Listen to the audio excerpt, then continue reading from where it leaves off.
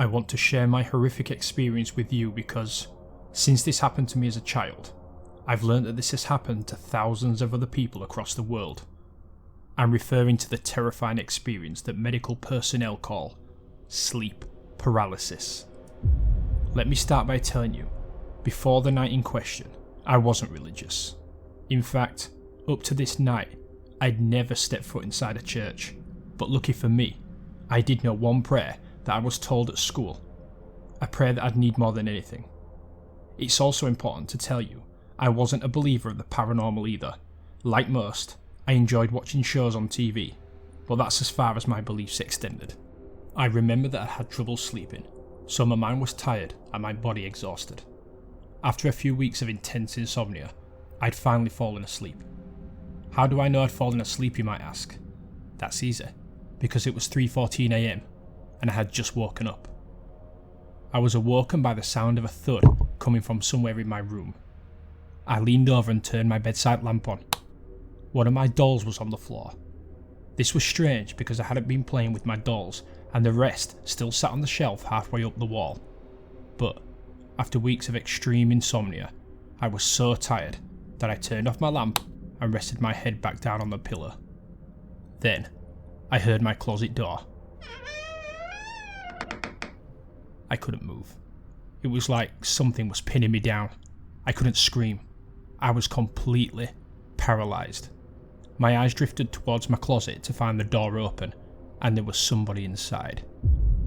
It was very dark in the room, and even darker inside the closet, so I couldn't see any distinguishing features, but there was definitely somebody watching me. My heart was pounding. Then, the figure slowly crept out of the closet and pushed itself up against the wall. It just looked like a shadow, but I could feel its presence. It felt empty, and it felt like all the love and all the colour in the room had been drained. It started walking towards me. I still couldn't move, and I couldn't scream. I was still completely paralysed. It stopped at the foot of my bed, and I could just about make out it was an old hag.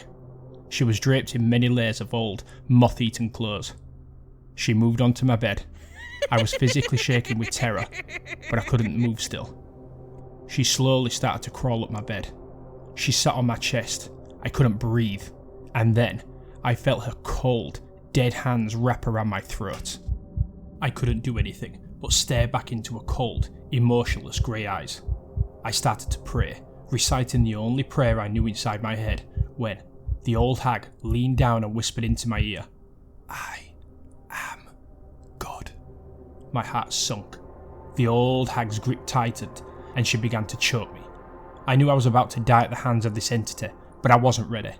As the old hag kept choking me, I continued to pray and desperately tried to move.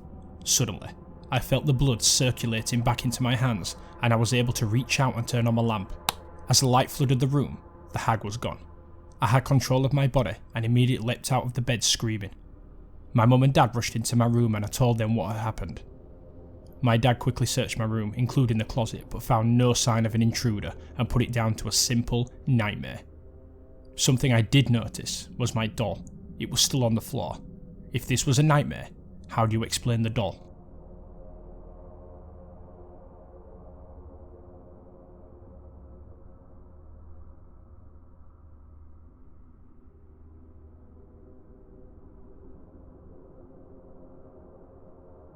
My girlfriend and I was driving home after visiting her family for our Canadian Thanksgiving, when I decided to take one of those rural backroad shortcuts that would shave almost an hour from our journey.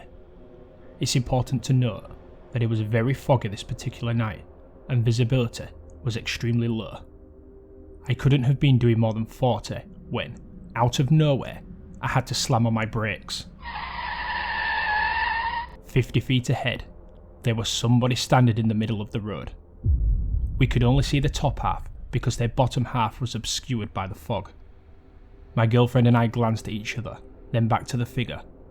Why was he just standing there like that? I lowered my window and called out if everything was okay. There was no response. He didn't even acknowledge our presence. I blasted the horn, and again, nothing. I was about to get out my car when my girlfriend grabbed me and reminded me that we were in the middle of nowhere. I knew she was right, but I wanted to see what this guy's game was, and I had my knife on me. It may have only been a Swiss Army knife keyring, but I felt that was enough.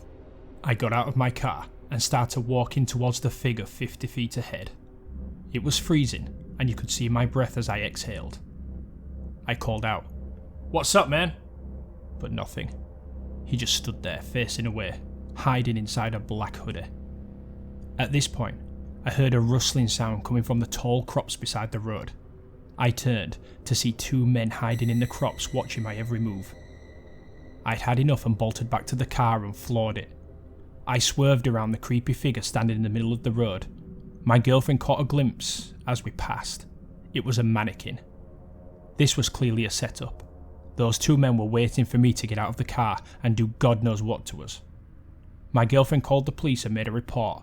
We didn't hear back from them, so whether the two men were caught, I don't know. But what I do know is, I'm very careful about taking shortcuts, especially those that include rural roads.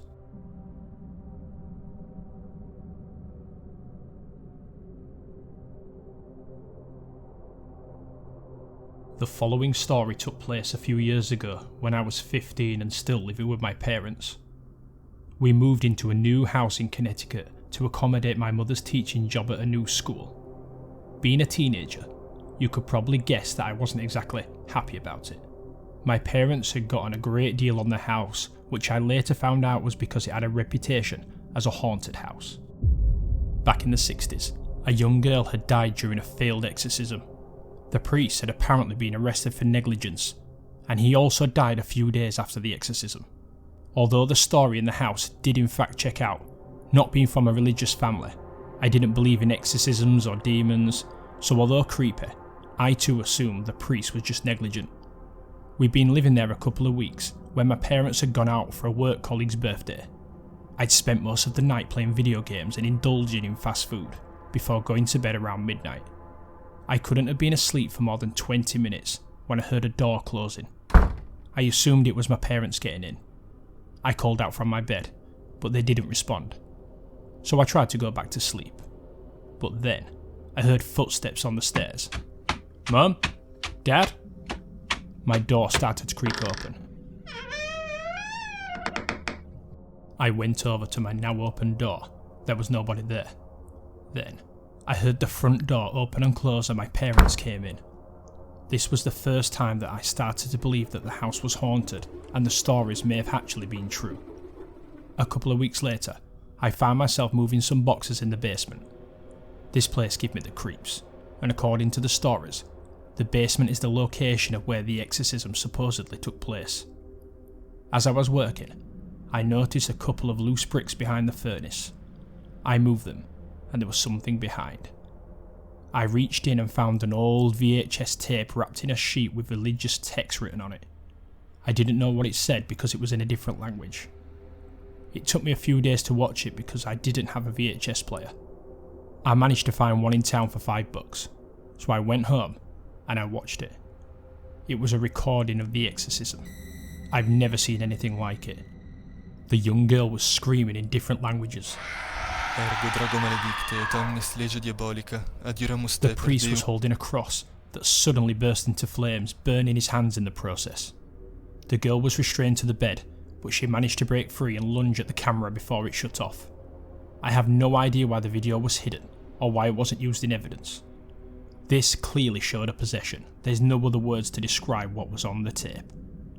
Strange occurrences continued to happen in the house, and things got that bad that my family and I moved again less than 6 months later. I also handed the tape in to the police.